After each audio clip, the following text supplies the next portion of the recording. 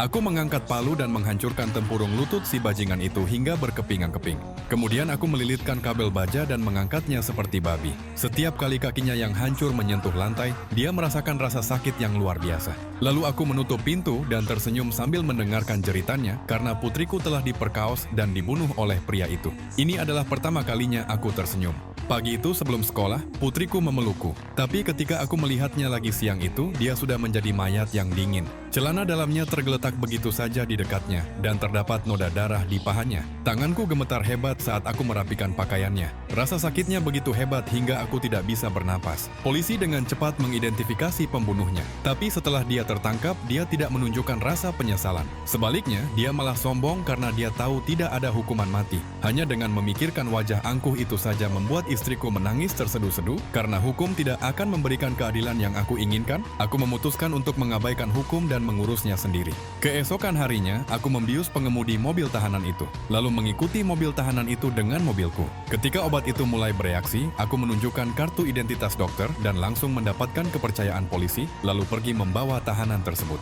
Di tengah perjalanan, aku melumpuhkan si pembunuh dan berganti mobil, lalu membawanya ke neraka pribadi yang aku bangun khusus untuknya. Hari pertama dia di sini, dia menolak mengakui kejahatannya. Jadi aku menghancurkan kedua tempurung lututnya tanpa ragu. Mendengar jeritannya, aku akhirnya merasa ini adalah hukuman yang setimpal.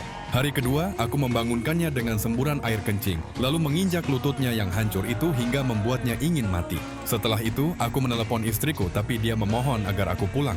Dia tidak ingin kehilangan suaminya setelah kehilangan putrinya. Aku mengatakan pada istriku bahwa ini hanyalah permulaan. Dalam 5 hari lagi adalah hari ulang tahun putri kami, dan pada hari itu aku akan menghabisinya, lalu menyerahkan diri. Setelah menutup telepon, dengan amarah yang membara aku mengarahkan senjata kepada si pembunuh itu. Setiap detik aku ingin meledakkan kepalanya, tapi aku menahan diri karena aku tidak mau membiarkannya meninggoy dengan mudah.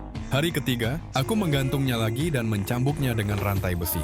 Bahkan setelah dia pingsan karena rasa sakit, aku tidak berhenti. Setelah istirahat semalam, dia masih belum bangun. Karena khawatir dia akan meninggoy terlalu cepat, aku memeriksa tanda-tanda vitalnya dan memasangkan infus padanya. Aku menginginkan dia tetap hidup sampai hari ulang tahun putri kami. Ketika dia sadar, aku mengikatnya di meja operasi. Aku ingin dia merasakan rasa sakit yang baru setiap harinya. Aku menyiapkan obat khusus. Obat itu akan melumpuhkan tubuh sepenuhnya, tapi membiarkan pikirannya tetap sadar sepenuhnya. Begitu obatnya bereaksi, aku menghubungkannya ke ventilator untuk menjaganya agar tidak meninggoy mendadak. Kemudian aku meletakkan foto putriku di dadanya. Aku menyayat perutnya, mengeluarkan salah satu ginjalnya, lalu menumisnya menjadi bubur tepung ginjal dan memaksanya untuk memakannya.